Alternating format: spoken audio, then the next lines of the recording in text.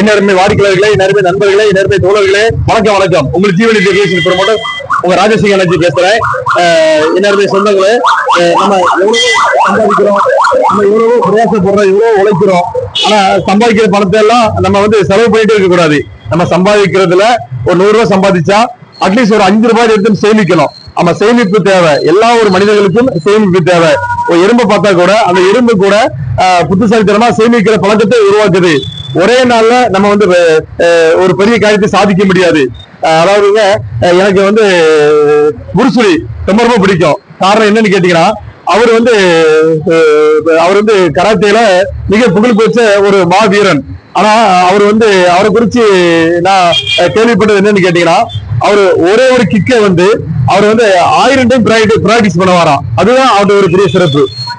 எல்லாமே தெரியும், எனக்கு எல்லா கிக்கும் தெரியும், எனக்கு எல்லா வித்தையும் தெரியும், எல்லா யுத்தமும் தெரியும், எல்லா கராத்தையும் தெரியும் சொல்லி அவர் அமைதியா இருக்காம, அவருக்கு தெரிஞ்ச ஒவ்வொரு யுத்த கலைகளையும் ஒவ்வொரு கிக்கையும் அவர் 1000 டைம் அவரு பிராக்டிஸ் எடுத்துட்டே இருப்பாராம். அதனாலதான் அவரால் கராத்தேல அவ்வளவு பெரிய மாஸ்டரா அவர் விளங்கினாரு. நிகழ்ச்சியை பார்த்து கொண்டிருக்கிற எல்லாருமே தலைவர்களே, சேமிப்பு ரொம்ப ரொம்ப முக்கியம். ஆமா, எடுத்ததுமே 1 லட்சம் 2 லட்சம் சேமிக்க முடியாதுங்க. நீங்க 100 ரூபாய் சம்பாதிச்சாலும் பரவாயில்ல, ஒரு 5 ரூபாய் சேமிக்க பழகுங்க. 1000 ரூபாய் சம்பாதிக்கிறீங்களா, நீங்க 1000 ரூபாய் சம்பாதிச்சா ஒரு 50 ரூபாய் எடுத்து நீங்க சேமிக்க பழகுங்க. சேமிப்பு சிறு துளி தான் பெரு வெள்ளமாய் மாறும் என்பதை நான் மகிழ்ச்சியோடு பதிவு செய்கிறேன்.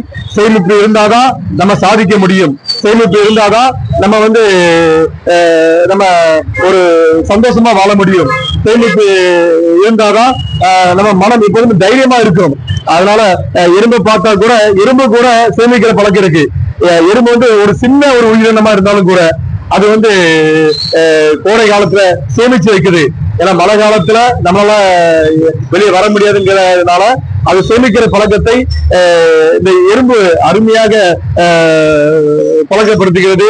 அந்த எறும்பை பார்த்து நாமும் பழகிக் கொள்ள வேண்டும். சேமிப்பு அவசியம். ஏன்னு கேட்டீங்கன்னா, நம்ம குழந்தைங்க இருக்காங்க, நம்ம பிள்ளைங்க இருக்காங்க. நாளைக்கு ஒரு மேல் படிப்புக்கு பணம் தேவைப்படுது, அவங்க திருமணத்துக்கு பணம் தேவைப்படுதுன்னா நம்ம சேமிப்பு இருக்கும் போது நம்ம அந்த பணத்தை வச்சு நம்ம பிள்ளைங்க எதிர்காலத்தை அவங்களுக்கு நல்ல கல்வி கொடுக்க முடியும். அவங்க திருமணத்தை நம்ம யாரையும் கடன் வாங்காம சிறப்பா சூப்பரா நம்ம சொந்தங்களுக்கு முன்பாக அருமையா மேன்மையா திருமணத்தை கோலகோலமா நடத்த முடியும்.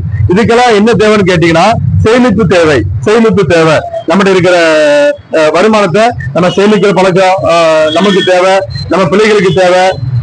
நம்ம வீட்டுல இருக்கிற ஒவ்வொரு நண்பர்களுக்கும் இதை கற்றுக் கொடுக்கணும். இதை கற்றுக் கொடுக்கும் போதுதான், அந்த சேமிக்கிற பழக்கம் வரும்போதுதான் நம்ம வாழ்க்கையில நம்ம உயர முடியும். தேவையான செலவெல்லாம் குறைக்கணும். அதாவது தேவையான செலவு மட்டும் பண்ணணும். தேவையில்லாத செலவு, ஆடம்பர செலவுலாம் நம்ம குறைக்கும் போது அந்த சேமிக்க பழக்கம் நம்முடைய வாழ்க்கையில் வழக்கமா வரும்போது அந்த வழக்கம் நம்முடைய வாழ்க்கையா மாறும் என்று நான் பதிவு செய்ய விரும்புகிறேன். என்ன சொந்தங்களே, இன்னைக்கு மண் மீது முதலீடு பண்ணி ஒவ்வொரு பிளாட்டா ஜீவனில நிறைய ஏழை மக்கள், நடுத்தர மக்கள், கூலி வேலை செய்யறவங்க, ஆட்டோ டிரைவர், அது மட்டும் இல்லாம தறி ஓட்டுறவங்க, நிறைய பேர் பிளாட் வாங்கி வச்சிருக்காங்க. ஆனா அவங்க பெரிய அளவுல பல லட்சம் போட்டு பிளாட் வாங்க முடியாட்ட கூட சில லட்சம் போட்டு பிளாட் வாங்கி வச்சிருக்காங்க. சில வருஷம் கழிச்சு அந்த பிளாட்டை திரும்பி பாக்குறாங்க. அவங்க போட்ட முதலீடை விட அந்த பிளாட் பல லட்சமாய் அது உயர்ந்திருக்கிற சந்தோஷப்படுறாங்க. அதனால என்ன அருமை சொந்தங்களே, என்ன அருமை வாடிக்கையாளர்களே, இல்ல தலைவிகளே, உங்க பணம் பல மடங்காக பெருக ஜீவநிதியில் நீங்க முதலீடு பண்ண ஜீவநிதியில் பிளாட் வாங்க உங்களை வாழ்த்தி வரவேற்கிறேன். நன்றி, வணக்கம்.